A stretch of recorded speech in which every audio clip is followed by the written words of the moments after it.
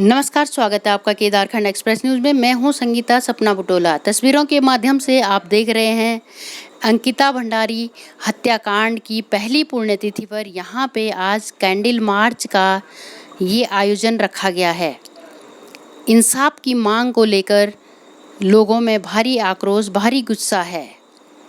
इस इंसाफ की लड़ाई में अब यहाँ पर भूतपूर्व सैनिक संगठन ने भी अपनी ताकत को झोंक दिया है। उनका कहना है कि हम सड़कों पे उतर जाएंगे। अगर पहाड़ की बेटी के साथ इंसाफ नहीं हुआ तो हम सड़कों पे उतरने के लिए मजबूर हो जाएंगे। आइए सुनते हैं क्या कुछ कहा पूर्व सैनिकों ने।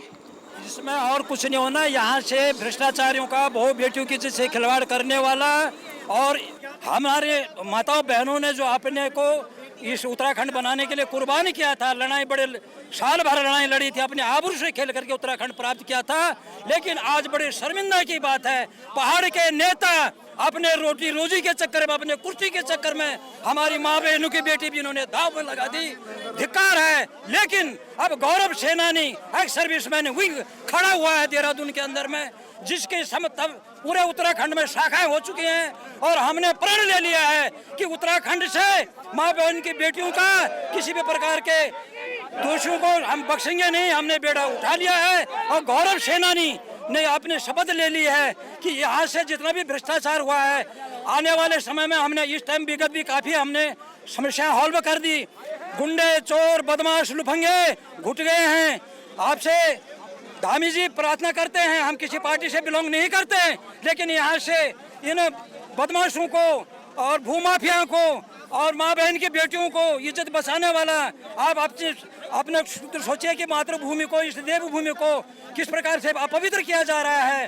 धिक्कार है यहाँ के राजनेताओं को, यहाँ के सांसदों को जो अभी तक न्याय नहीं कर पाए। और अंकिता के हत्यारे खुले घूम रहे, खुले बालों में हीरो बन के घूम रहे हैं और उनको नंबर 1 की फैसिलिटी दी जा रही है।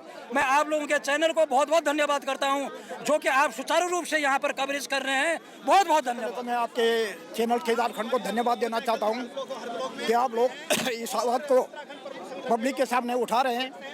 मैं पूर्व सैनिक सत्यप्रकाश डबराल, ये हमारा उत्तराखंड का दुर्भाग्य है। जो उत्तराखंड अलग बना है, पूरा उत्तराखंड का नाश हो गया। और ये नाश किसी बाहर वाले ने नहीं किया, बल्कि हमारे जो राजनेता हैं, जिनके कंधों पे हमने उत्तराखंड का वोट डाला था, आज वही उत्तराखंड को खत्म करने पे आ रखे हैं। ये अंकिता भंडारी के केस को तो कब का खत्म हो जाना चाहिए था, लेकिन जब उसमें खुद पदाधिकारी हैं, पार्टी के राजनेता हैं, जब वो खुद शामिल हैं तो उनको सजा कौन देगा। ये उत्तराखंड में एक अंकिता भंडारी बहुत सारे केस हो गए हैं कि जिसका किसी को न्याय नहीं मिलता है। अगर किसी नेता का कोई नुकसान हो जाता है, वो 24 घंटे के अंदर अंदर उनका अपराधी पकड़ा जाता है। लेकिन आम जनता के लिए, हमारी बहू बेटियों के साथ जो इतना जघन्य अपराध हुआ है, वो 1 साल तक भी अभी तक उनके ऊपर कोई फैसला नहीं हुआ है। अंकिता भंडारी के साथ अपराध हुआ है और जैसे कि मीडिया चैनलों से हमको पता चला है, उसमें खुद उस क्षेत्र की विधायक का लड़का शामिल है, तो उसको न्याय कौन दिलाएगा। सरकार को चाहिए था उसी टाइम उसको विधायक को भी पद से हटा देना चाहिए। इन्होंने पूरा उत्तराखंड का सत्यानाश कर रखा है। उस विधायक का खुद ये हिमोन नदी पे कब्जा करके रिसोर्ट बना रखा है, तो न्याय कहाँ से मिलेगा। सबसे ज्यादा नाश तो नेताओं ने कर रखा है यहाँ का। अभी इन्होंने मूल निवास को खतरा करता है, उसके ऊपर नेताओं का हाथ होता है। बिना किसी नेता के सपोर्ट का कोई अपराध नहीं होता है। जो बड़े बड़े अपराध होते हैं वो सब नेताओं के सह में हैं, तो वो सब बच जाते हैं। तो अभी इसका फैसला कौन करेगा।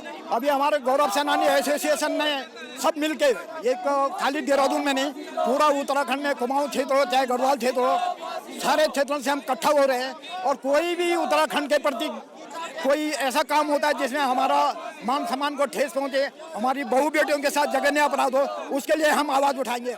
चर्चित अंकिता भंडारी हत्याकांड को लेकर माताओं बहनों में भी भारी आक्रोश है। कहीं न कहीं उनका दर्द छलक रहा है। अभी भी वो उस सदमे से उभर नहीं पाई हैं। आइए सुनते हैं उन्होंने क्या कुछ कहा। ये हमारा दुर्भाग्य है कि जो हमने उत्तराखंड राज्य बनाया, और उन गद्दियों पर जिन लोगों को बैठाया आज उनको शायद उत्तराखंड की बेटी का दर्द नहीं है। अगर उसको दर्द का वो महसूस करते तो आज ये नौबत नहीं आती। खास जब निर्भया कांड हुआ था उसके लिए भी हम लोग सड़कों पे आए थे, जबकि वो दिल्ली में हुआ था। लेकिन वहाँ के नेता, वहाँ की जनता बहुत अच्छी रही। उन्होंने एक साथ जाके उसको आंदोलन को, उस लड़ाई को पूरे मंजिल तक पहुँचाया और उनको जो है फांसी हुई। हम सरकार की बात विश्वास ही नहीं करते, क्योंकि हमने तो उत्तराखंड आंदोलन लड़ा है। तो लेकिन हमारा तो ये थी हमारी सोच कि चाहे हम देहरादून को उतना नहीं जानते थे, हम अपने पहाड़ को जानते थे। हम सोचते थे कि हमारे पहाड़ के गाँव का विकास हो, पहाड़ की महिलाओं का, पहाड़ की बेटियों का विकास हो, हमारे हॉस्पिटल में डॉक्टर हों, हमारी जो वहाँ कॉलेजों में टीचर हों, अच्छी पढ़ाई हो, और हमारे छोटे छोटे कुटीर उद्योग हों, और वहाँ भी सारे ऐसी योजनाएं हों जो हमारे युवाओं के लिए। क्यों उत्तराखंड आंदोलन जब हुआ था तो बेरोजगार आरक्षण से शुरू हुआ था, और आज हम फिर वहीं पर खड़े हैं। तो क्यों खड़े हैं? सरकार को सोचना चाहिए, और हम सरकार की वादों में बिल्कुल विश्वास नहीं करते, बिल्कुल भी नहीं। मी भूमा रावत पौड़ी बटे राज्य आंदोलनकारी और अंकिता का बाने मी की बुन चांदू हमारा बगल पड़ोस पौड़ी का मतलब पल्ले छाला मी गाँव जो छोटी सी गाँव पर क्या करें आज तक हम ही शब्द कुछ नहीं बोल सकते। मी माँ भी तक नहीं लगी।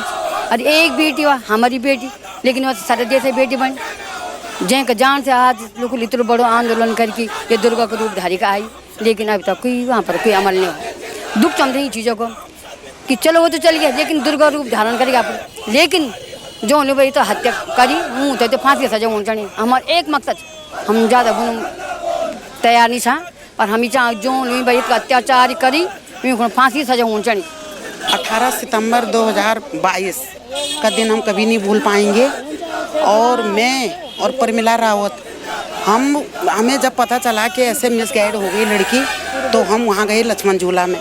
लक्ष्मण झूला में रात भर हम लक्ष्मण झूला रहे, और जब सुबह को हमने वहाँ पे एसडीएम साहब को बुलाया, कप्तान साहब को बुलाया और एसडीएम साहब को बुलाया वहाँ पे, तो हमने उनको बोला अंदर जाके, हमने कहा देखो तुम परिश्रम तुम भी कर ही रहे हैं, पर पहले बैराज का पानी निकासी करो, क्योंकि पता चल गया था वो 3 अपराधी अंदर थे। सुबह 8 बजे लड़की की डेड बॉडी वहाँ से निकली। तो डेड बॉडी मैंने अपने सामने देखी, वहाँ पे भी देखी, स्पॉट पे भी देखी, और मोर्चरी में भी हमने देखी। तो उस लड़की की जो उसकी दुर्गति हो रखी थी, आंख बाहर निकली हुई थी उस लड़की की, पूरे शरीर में उसके निशान थे, मानिए ऐसी हो रखी थी कि बॉडी। इन लोगों ने कहा जी कि वहाँ मच्छियों ने खा लिया, तो मच्छियों ने भी खाया, तो एक रात में कितना खाया मच्छियों ने। 12 बजे तक इनने बोला कि हमें पता नहीं है, सुबह 8 बजे लड़की की डेड बॉडी मिलती है। हम तो यूँ कह रहे हैं, देखो XYZ, हम यूँ कह रहे हैं उस जो वहाँ का पटवारी था उसे भी सजा होनी चाहिए। वो कितना चालाक निकला, उसने रातों रात छुट्टी पे चला गया, अपने वहाँ पे दूसरा बैठा दिया, और दूसरे को पता ही नहीं था, जो वहाँ पे ऑन ड्यूटी पे था उसे पता ही नहीं था कि क्या हुआ। तो उस पटवारी को भी सजा होनी चाहिए। और सवाल रेनो बिस्ट पे भी उठनी चाहिए। वो वहाँ की प्रतिनिधि थी इसकी यमकेश्वर विधायक की, लक्ष्मण झूला थाना यमकेश्वर ब्लॉक के उसमें आता है, उन पे भी उठना चाहिए कि उन्होंने अपने वहाँ का संज्ञान क्यों नहीं लिया। रात को तुम रिसोर्ट तोड़ते हैं, सुबह 8 बजे लड़की की डेड बॉडी मिलती है, रात को 12 बजे रिसोर्ट, हम खुद उसके साक्षी हैं, हम गवाह हैं उसके। रात के 12 बजे इन्होंने रिसोर्ट तोड़ा, और वही कमरा तोड़ा जहां अंकिता थी, और सुबह 8 बजे लड़की की डेड बॉडी मिलती है। इसका मतलब विधायक को भी पता था, क्योंकि जो पुलकित आर्य का बाप है विनोद आर्य, वो भाजपा वालों का वो एक मनी बैग है, जो हमें पता है। हम भी आंदोलनकारी, हमने 94 से आंदोलन रहे हैं, हम लोग भी नेतागिरी में चलते रहते हैं, हमें जड़ों का पता है कि कौन कितने जड़ कितनी पानी में है। तो रात को इसमें भी सवाल उठना चाहिए। और जब लड़की की यहाँ से डेड बॉडी श्रीनगर गई, तो इन्होंने रात को ही क्यों, हमारे हिंदू धर्म में एक तो पहला श्राद्ध था उस दिन, हमारे हिंदू धर्म में जब धूप छिप जाती है तो तब अग्निदाह नहीं होता है। उन्होंने रात को 7 बजे कैसे अग्निदाह कर दी लड़की की? क्यों करी? हमने बोला कि हमने लड़की का फिर दोबारा पोस्टमार्टम कराना है। हम श्रीनगर तक डेड बॉडी के साथ गए, हमें ये बोला कि हमने लड़की की पोस्टमार्टम कराना है। इनको डर हो गई थी कि दोबारा कराएंगे, क्योंकि हमें यहाँ के पोस्टमार्टम पे हमें नहीं था विश्वास, यहाँ वालों ने कुछ नहीं बोला। पर लड़के के साथ कुछ गलत ऐसा हुआ है कि जो नहीं होना था। आज 1 साल हो गई है, आज उसकी पुण्यतिथि है। मैं आपके माध्यम से ये कहना चाहती हूँ, हमारे आप जैसे बच्चे हमारे रोडों में और क्षेत्रों में निकले हुए हैं, कोई रिपोर्टर हैं, कोई नौकरी कर रहे हैं, कोई कहीं हैं, कोई कहीं हैं, तो हम यूँ कह रहे हैं कि हमने अपने बच्चों की सेफ्टी करनी है।